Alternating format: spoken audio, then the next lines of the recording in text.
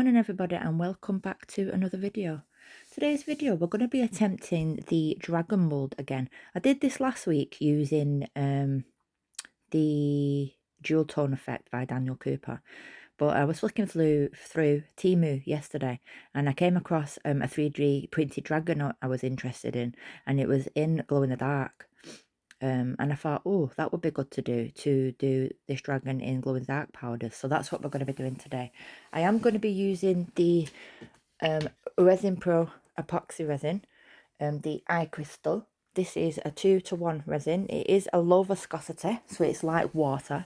And the reason why I'm using it is because it's thin and it'll get better into the deeper parts of the mold. So I do have 120 mils of resin, 120 grams of resin in my pot. It was sitting because it was a bit cloudy. I did 40 grams of part B and 80 grams of part A. So you'll need 1 part of the big bottle, 1 part of the liquor bottle, 2 parts of the big bottle.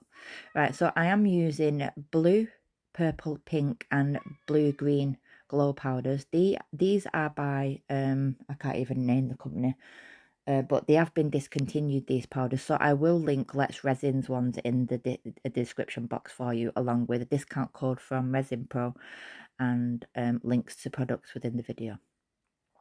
Right, so to mix these colours you're going to need different pots, and in the pots you're going to need to use some isopropyl alcohol. Now, the reason why I'm using some isopropyl alcohol is because isopropyl alcohol will help break down the powders, because they're not mica powders and they're not pigment powders either. They're just a powder, so they are more chalky. So I have found that using either a little bit of resin or isopropyl alcohol before adding to your resin breaks down the resin for you. So what I'm going to do is I'm going to get my powders and isopropyl alcohol put into my pots, and then I'll put you on a time lapse with a little bit of music. So I'll leave that with you now.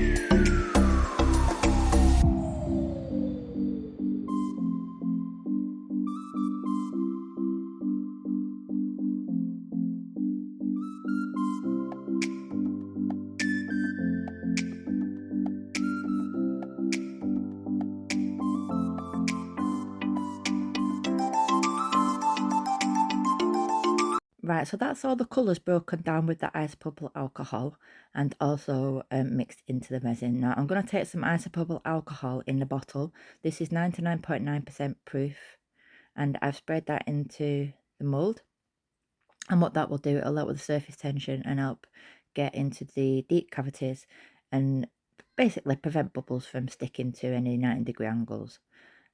So I'm just giving this a quick rubbing into the mould, and then it just stops the mold basically swimming in the isopropyl alcohol, but does what I want it to do.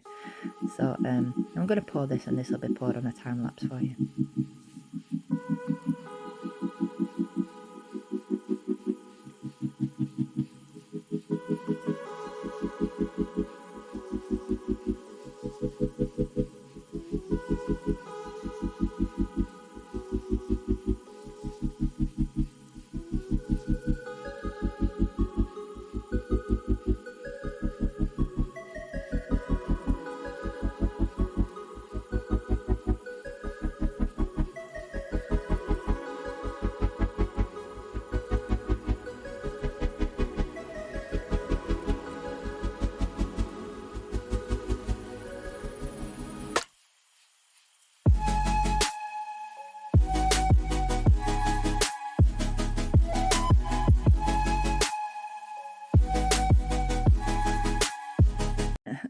excuse me, sorry, I was just in the middle of a coughing fit.